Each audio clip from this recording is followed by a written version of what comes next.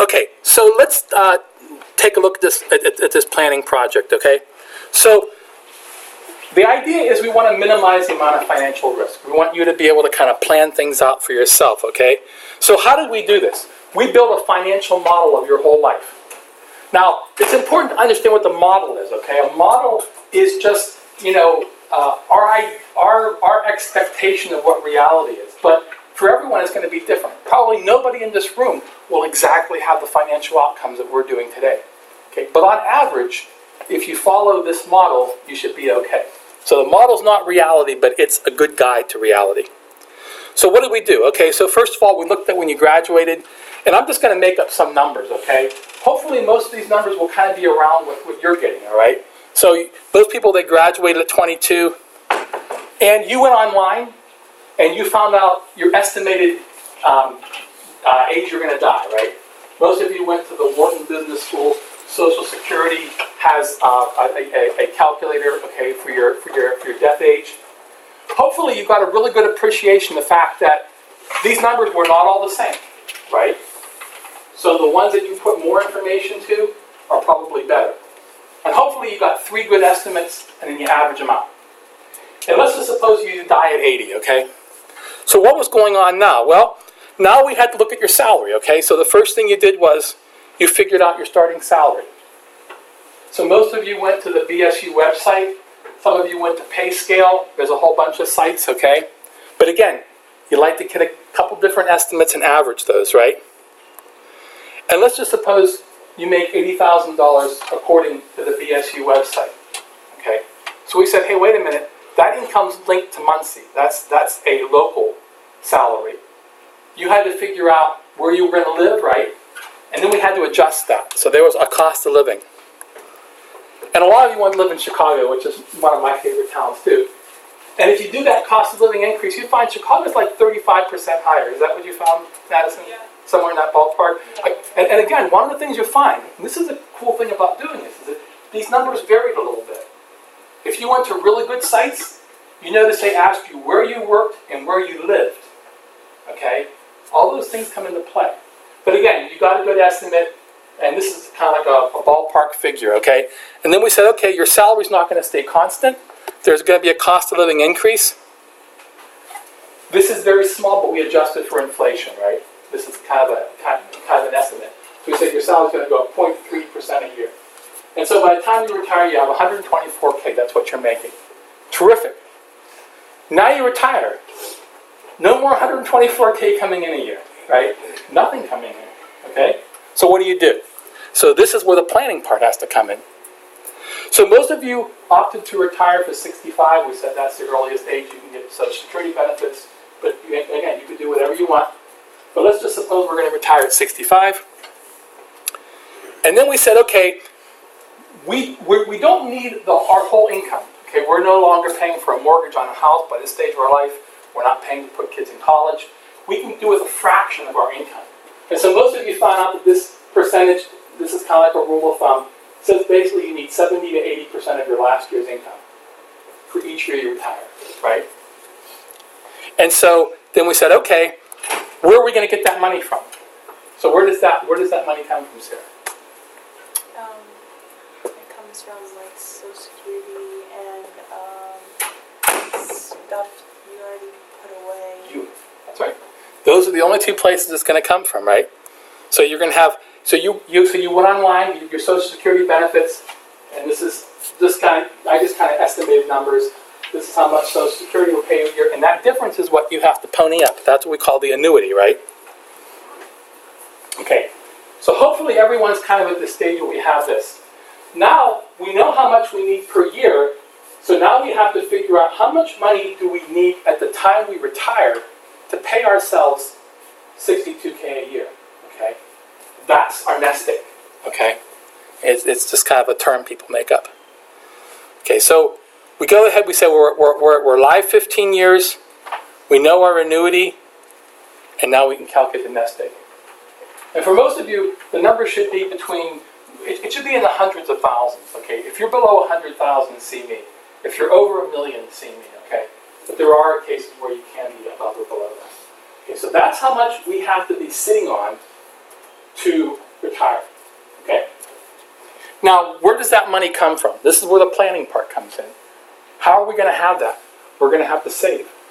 Like $300,000, you're going to have to save over a long period of time if you're going to use interest, right, to really make up that nest egg. And that's where we got our monthly deposit from. Okay, so we said we're going to be working 43 years, and the amount we got to sock away each month, that's going to be our monthly deposit. So any questions on this part, what we're doing at this stage? Everybody's good? Okay. So this is complicated. This is new for a lot of you. When I was your age, I didn't know anything about this stuff. So it's totally understandable if this seems kind of new and bizarre. We've done a lot of work. This is a lot of work. Okay? This is really good. So where are we going now? Well, we have other things we have to plan for also. Retirement's not the only thing. What's the next biggest expense after your retirement, do you think? A house. House. We have to pay for a house, right? So college can be pretty expensive too, but houses are almost always more, right? So now we're going to look at housing, okay? And there's one thing I want to add real quick is that, you know, the main tool we're going to use is this deposit formula, okay? So this basically tells us that if you know how much you need, which we know when we're buying a house, we know when we're retiring, we know our nest egg, and you know how long you have to save, and you know something about the interest, okay, then you can figure out how much you have to put away each compounding period. And for us, just to keep life simple, we're always assuming compounding periods are months, right? And that's going to be how much we're going to have to deposit, okay? Now, this is a good formula for the nest egg, but we're going to use it for a lot of other things too. We're going to have to save for a down payment on a house. You're going to have to save for your children's college funds. Okay, so we're going to use this thing over and over again. The key thing is to realize two things. First of all, this R is going to be relatively the same. We're always going to assume roughly a 2% rate of return. That's a little high, but in reality, you wouldn't just put it in a savings account. You would diversify your money, hopefully. And that would be a decent estimate, okay? So this is always going to be an APY of 2%. But the key thing is to notice what T is, okay? T is the number of months you're going to be saving over, okay? So it's going to be different. When you're in retirement, I saved for 15 years, right?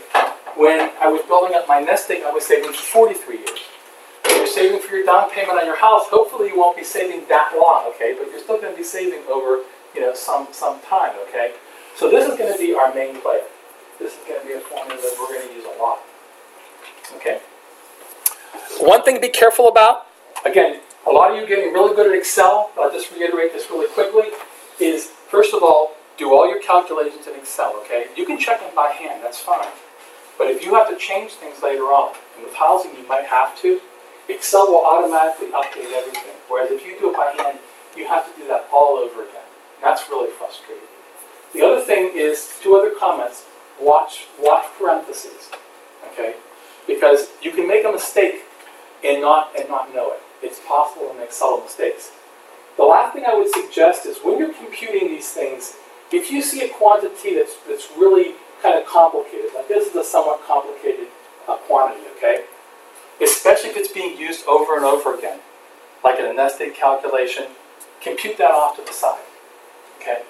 And that'll help you just in making mistakes, just to kind of safeguard you, okay? Okay, let's go ahead and look at housing. So this is where we're going today. So again, here's the idea. You know, we know when we're going to graduate, we know when we're going to die. At some point, most people want to buy a house. You don't have to buy a house. It's not necessary. If you want to live in downtown Chicago, you might want to buy a condo, or you might just want to rent. There's nothing that says you have to invest. But usually houses are seen as investments. Usually it's seen as when you're putting money into a house, you're not losing it. Whereas in rent, that money is all lost, right? You spend $600 on rent, you don't get any of that back. At least when you invest in a house, you can sell it, okay? So it's usually considered a wise thing, especially if you have kids. So at some point, you're going to want to do that. But there's a little bit of a catch. And especially after the housing bubble, now there's this big thing about you need a sizable down payment on a house. And a good estimate is 15%. So what does that mean? That means that when you go to sign on your house, you have to have 15% in hand.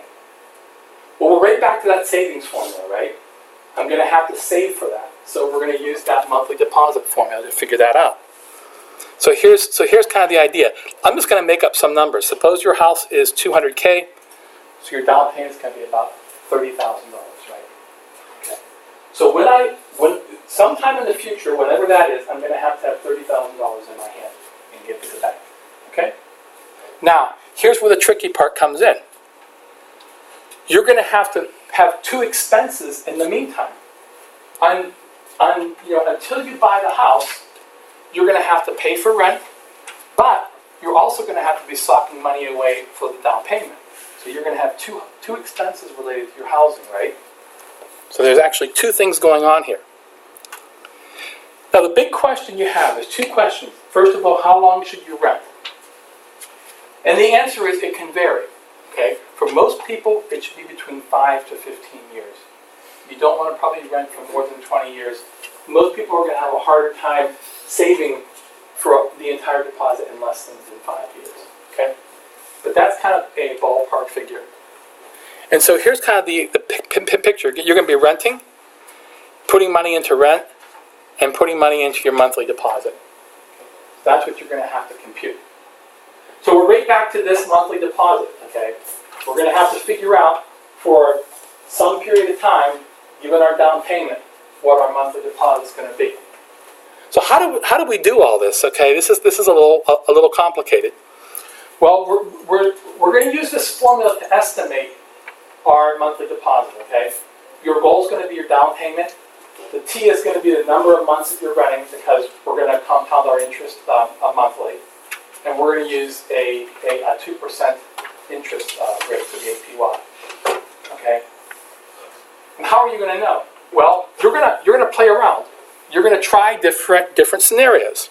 Okay. And by the way, I'll mention we're not done, because then actually the big part starts after you buy the house.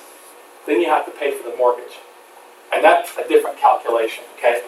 But first, we want to get you to the point where you know when you're going to buy the house and all that. Okay. Okay. A couple of questions. How do you know where to look for a house? Again, you're going to do research online. There's lots of good sites. One site that I like a lot, a student found a few years ago, is this site called Zillow. And Zillow is really nice. It actually has an aerial map, and you can hover over the map, and it'll actually, has anyone used Zillow so far? How many? Okay, so isn't it cool? You hover over the map, you can see the prices, and you can kind of get an estimate. Try to get an estimate, okay? Don't just use one house, okay? Kind of get an estimate of what you're going to pay. All right?